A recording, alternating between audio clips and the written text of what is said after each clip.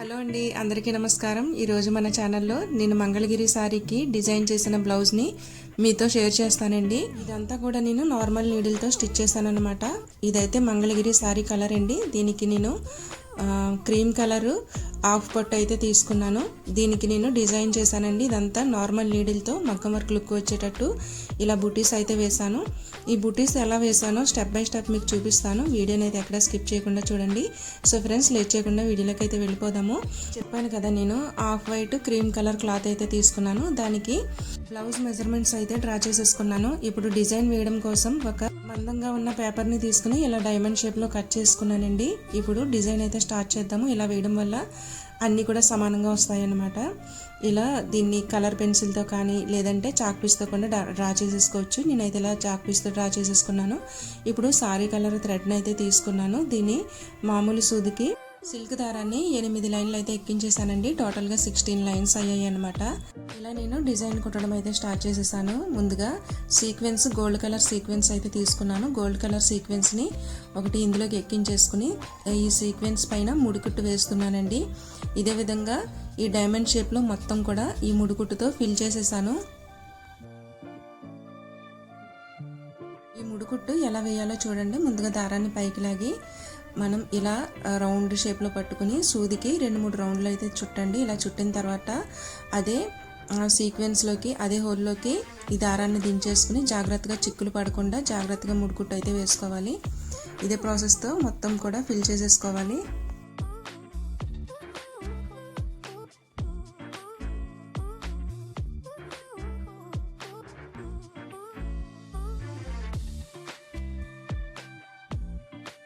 చూసారు కదా, ఇక్కడ ముడికుట్టు అయితే ఫినిష్ చేసేసాను.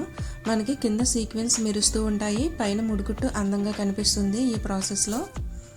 చూసారు కదా, ఇప్పుడు మిగతా డిజైన్ అయితే చూపిస్తాను. దానికన్నా ముందు దీన్ని ఇక్కడతో ఫినిష్ చేసేయాలి కదా, అంటే ముడి వేసేయాలి.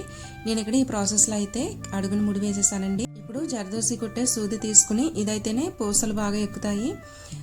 మామూలు దారాన్ని అంటే రీల్ దారాన్ని ఇందులోకి ఎక్కించుకోవాలి. 2 పేటలుగా ఎక్కించుకున్న తర్వాత 4 పూసల్ని గోల్డ్ కలర్ పూసలు అయితే తీసుకున్నాను. ఈ గోల్డ్ కలర్ పూసల్ని 4 ఎక్కించుకుంటున్నాను.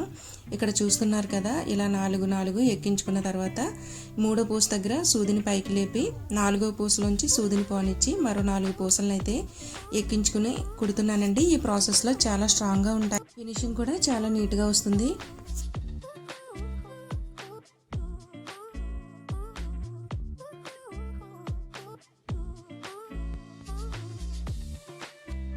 ఇక్కడ చూసారు కదా, డైమండ్ షేప్ చుట్టూ కూడా ఇలా పూసలను అయితే కుట్టేసాను, గోల్డ్ కలర్ పూసల్ని. ఇప్పుడు నెక్స్ట్ మరొక కలర్ పూసలను అయితే కుడుతున్నాను. ఇవి వచ్చేసి గ్రీన్ కలర్ పూసలు అన్నమాట. ఆ గ్రీన్ కలర్ పూసల్ని తీసుకుని ఇవి కూడా సేమ్ ప్రాసెస్లో 4 ఎక్కించుకుని 3వ పూస దగ్గర సూదిని లేపి 4వ పూసలోంచి సూదిని పోనిచ్చి మరో 4 పూసలను అయితే ఎక్కించుకుని కుట్టుకోవాలి. ఫినిషింగ్ చాలా నీట్గా వస్తుందండి ఈ ప్రాసెస్లో అయితే. ఇదే విధంగా నేను 3 లైన్లు అయితే పూసల్ని వేసాను. ఇక్కడ మీరు చూస్తున్నారు కదా, మధ్యలో గ్రీన్ కలర్ అటువైపు ఇటువైపు గోల్డ్ కలర్ వచ్చేటట్టు పూసల్ని అయితే కుట్టేశాను. చూసారు కదా, నేను ఇక్కడ వేసుకున్న బూటీస్ అన్ని కూడా ఫినిష్ చేసేసాను. ఇప్పుడు ఫ్యాబ్రిక్ గ్లూతో అద్దాలను అయితే అతికిస్తాను. చూడండి, నేను small size round shape mirrors అయితే తీసుకున్నాను. అలాగే ఫ్రేమ్ కుందన్స్ అయితే తీసుకున్నానండి. చుట్టూ ఫ్రేమ్ వస్తాయి కదా, ఇవైతే సారీ కలర్ కుందన్స్ అయితే తీసుకున్నాను. అలాగే ఒకటి ఆపోజిట్ కలర్ అయితే తీసుకున్నాను. ఇప్పుడు గమ్తో వీటిని అతికించేసుకుందాము.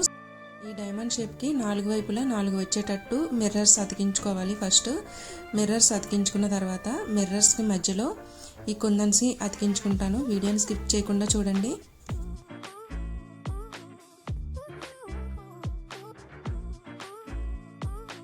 ఇక్కడైతే నేను సారీ కలర్ కొంచెం ఎలివేట్ అయ్యేటట్టు చూస్తున్నాను. అంటే మధ్యలో ముడికుట్టు కూడా సారీ కలరే, అలాగే సైడ్న అంటించిన కుందన్స్ కూడా సారీ కలర్ వచ్చాయి. సో ఇవన్నీ ఇలా అతికించేసుకున్నాను అనమాట.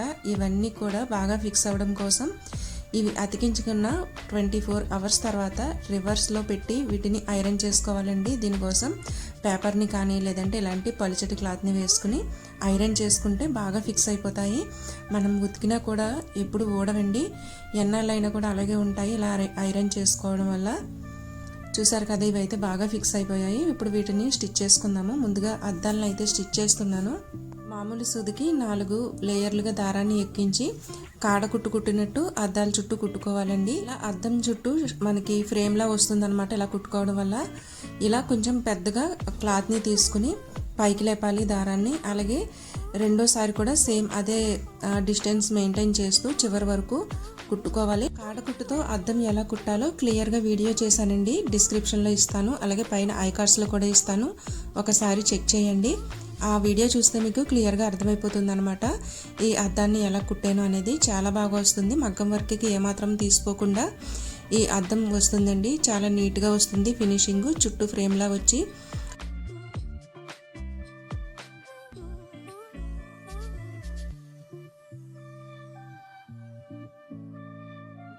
చూసారు కదా, ఈ మిర్రర్ చుట్టూ చాలా నీట్గా వచ్చింది కదా ఫ్రేమ్. ఇదే ప్రాసెస్లో మిగతా మిర్రర్స్ని కూడా స్టిచ్ చేసేసాను.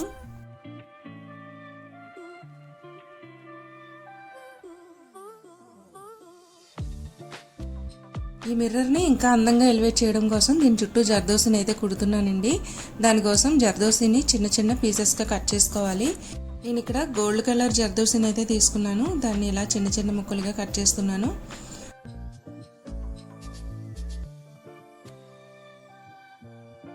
దీనికోసం సన్నని సూదిని తీసుకోవాలండి. అదే జర్దోసి కుట్టే సూదిని తీసుకుని అందులోకి ఈ జర్దోసిని ఎక్కించుకోవాలి.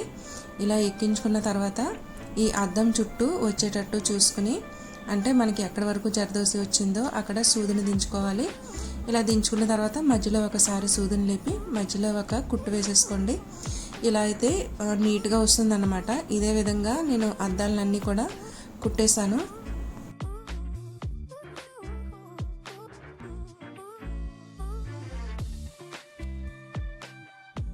అయితే జర్దోసి ఫినిష్ అయిపోయింది. ఇప్పుడు కుందన్స్ మధ్యలో కుట్టడం కోసం ఇలా పొడవుగా ఉండే బీడ్స్ని తీసుకున్నాను. అలాగే రౌండ్గా ఉండే బీడ్స్ని కూడా తీసుకున్నాను. ముందుగా పొడవుగా ఉన్న బీడ్ని ఒక బీడ్ని అయితే ఇందులోకి ఎక్కించుకుని రౌండ్గా ఉన్న బీడ్ని దానిపైన ఎక్కించుకున్నాను.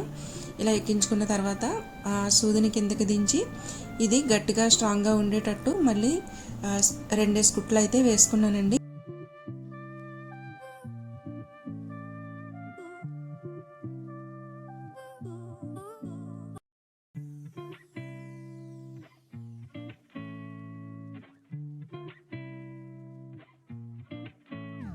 ఇలా కుందన్స్ మధ్యలో నేను ఇలా బీడ్స్ని అయితే కుట్టేస్తాను. చూసారు కదా, మొత్తం డిజైన్ అయితే పూర్తయిపోయింది. నేను మధ్యలో కూడా మిర్రర్స్ అతికించి దానికి కూడా ఇలా జర్దోసిని అయితే కుట్టేశానండి. చాలా నీట్గా వచ్చింది డిజైన్ అయితే. నెక్కకి అయితే ఏం డిజైన్ చేయలేదు, ప్లెయిన్గా వదిలేసాను, ఎందుకంటే హెవీ అయిపోతుందని చెప్పేసి. సో చూసారు కదా ఫ్రెండ్స్, బ్లౌజ్ని అయితే పూర్తిగా స్టిచ్ చేసేసాను. ఇక్కడ హ్యాండ్స్కి అయితే ఇలా 3 డైమండ్ షేప్స్ ఇచ్చానండి. అలాగే ఫ్రంట్ సైడ్ అయితే సింపుల్గా మిర్రర్స్ ఇచ్చేసాను. చూసారు కదా ఫ్రెండ్స్ ఈరోజు వీడియో. ఐ హోప్ మీకు ఈ వీడియో నచ్చిందని అనుకుంటున్నాను. నచ్చితే మాత్రం ఒక లైక్ ఇవ్వండి. అలాగే మన ఛానల్ని సబ్స్క్రైబ్ చేసి సపోర్ట్ చేయండి. Thank you for watching friends. Thank you.